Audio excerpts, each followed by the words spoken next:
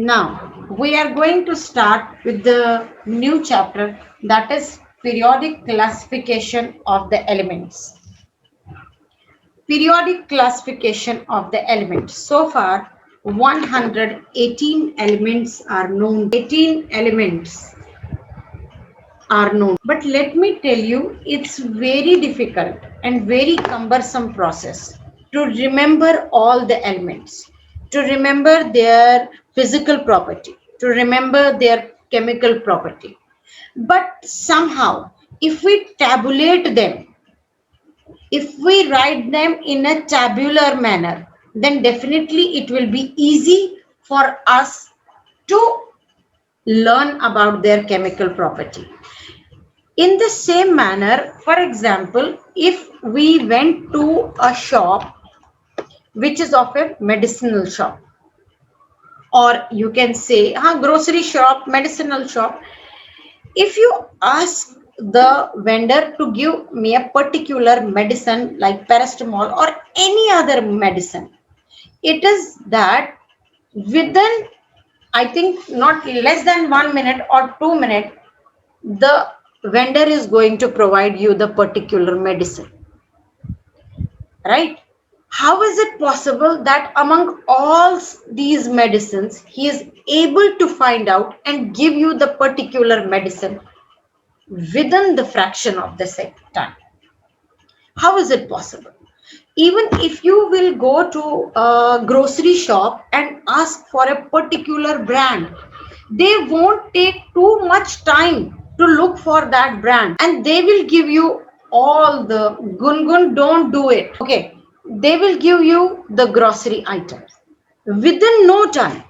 How is it possible that among all these elements, among whatever is lying in their store, whatever medicines are lying in their store, how they are able to give you that particular thing, a particular substance which you want within no time? They don't take even a minute or a 2 or a 3 minute. They take just fraction of the minute to provide you that particular substance. How is it? You must have seen that when you went to the grocery shop, everything is categorized. If there are the biscuits, they are categorized in a particular place. If there is the any other food item, they are oils are kept separately. Even the soaps are kept separately, so that whenever they require anything particular, they will went to that section, get it, and give it to you. It makes their work easier. In the same manner, the one who deals with the medicine, let me tell you, they also categorize, they also classify the medicine as per their name, or they categorize them as per the disease. If you ask them a particular drug for a particular disease, like you ask them the antacid, all the medicines will be there in a one particular place, and whatever company you ask them, you give, they will provide you. Why? How? Because they have already classified the medicine. If they would have kept all the medicines in a haphazard manner in a center of the shop, was it possible for them?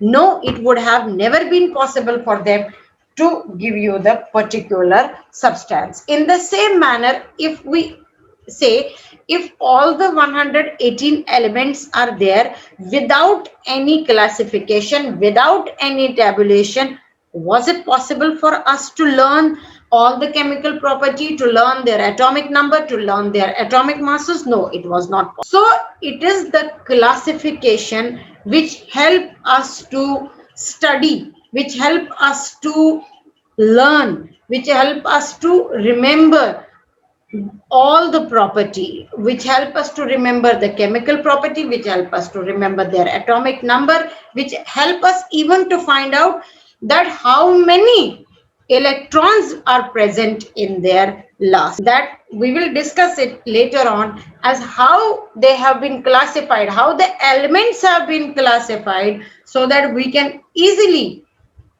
we can easily find out their chemical property. We can easily specify that what should be their atomic number. We can easily specify that what should be the number of electron which are present in their valency shell, or what is their valence. How it has been possible? Again, we have done the classification of the elements. What is a definition of classification of the elements? It is arranging the elements in different groups. Arranging the elements in the different groups.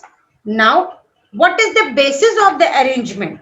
The basis of the arrangement is either similarity in their physical property, or similarities, or their similarity in the valency electron, similarity in their valency shell, and so on. That is for classification, for classifying these elements so that they can be grouped in a particular group. There should be some kind of similarity, and on the basis of that similarity only we can arrange them. And once we arrange all the elements in the group, that we call as classification. So in the simple way, if we want to classify that what is meant by classification, classification means grouping of elements into different groups on the basis of their similarity in their property. Classification of similar elements into similar groups help us to study the elements easier, help us to remember their chemical property, help us to remember their even physical properties also. Now, who was the first person to classify the elements? Because it must have been very difficult, very cumbersome to remember the elements if they would have been in a haphazard manner, not in a perfect manner, not in a grouped way. So the early attempt to classify the element was done by, his name was Daubernier. The early attempt to classify the elements was done by Daubernier. And now, how he tried to arrange? Let's see to it. The earliest attempt, but before the Daubernier gave a pioneering thought that let us classify the elements. Nearly 30 elements were known, and they were grouped on the basis of the that whether they are metal or non-metal, but there were certain elements which were both, which show the properties of both, that they were metalloids. That is, they show the property of both. They were not, we were not able to neither classify them as metal, not we can classify them as totally non-metal. So the first attempt to classify the elements was done by Daubernier. Now, how he tried to classify the elements? He tried to classify an element on the basis of increase in atomic mass, and he tried to find out the triad. Now, what is a triad? Now, the principle, the idea behind the classification which was used by Daubernier was that first was increasing atomic masses. That is, we have to arrange the element in such an order that the order should have increasing atomic mass, right? Then the second criteria which was used by Daubernier to classify the element was that he tried to arrange the element in the group of 3. For example, A, B, C. A, B, C, X, Y, Z were known to us at that time when Daubernier was there. So he tried to classify them in the group of 3, which he called as triad. For example, the element ABC were there. He said that if we try to arrange the ABC in a triad, what we have to keep in the mind, First of all, the thing is that they should be kept in increasing order. Increasing order of atomic mass. For example, if the atomic mass of B was 15, the atomic mass of A was 13, the atomic mass of, for example, this is just an example, was 12. So what should be the criteria? How should we arrange? He said that they should be arranged in such a manner like C, A, B, increasing atomic mass. But at the same time, he gave one more criteria, that if you arrange the elements in a triad, the atomic mass of the middle one, should be the average atomic mass of the extreme two. Atomic mass of the middle one must be equal to average atomic mass of the extreme two. For example, he finded out a group of 3 elements: lithium, sodium, and potassium. Lithium, sodium, and potassium, where the atomic mass of lithium is 6.9, sodium is 23, and potassium is 39. Okay, first criteria is met, that is, they have been arranged on the basis of the increasing atomic mass.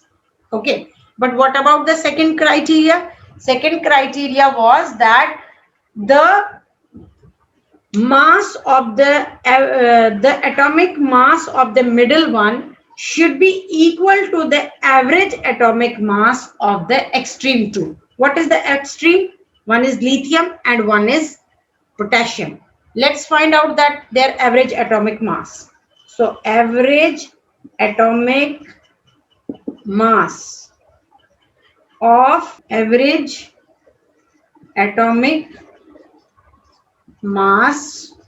of lithium and potassium is equal to, we have to find out the average atomic mass. Let it be 6.9 plus 39 divided by 2. What is it? It will be 39 plus 6, 45.9 divided by 2. If you will divide it, you will find it is almost not exact, but almost it is equal to the atomic mass of the sodium. So there he was. So this was the criteria used by Dauvergne. The first criteria was increase in the atomic mass, and the second criteria to find the triads, to arrange the elements, to classify the element, was that the average atomic mass of the middle one must be equal to the average atomic mass of the extreme two, right? But what was the limitation or the drawback? The limitation was that out of all the elements known at that time, there were not more than 30 elements which were not known at that time. He was able to find out only 3 triads. That is, as per his criteria, he was able to classify only 9 elements. So this is one of the drawbacks of Dauvergne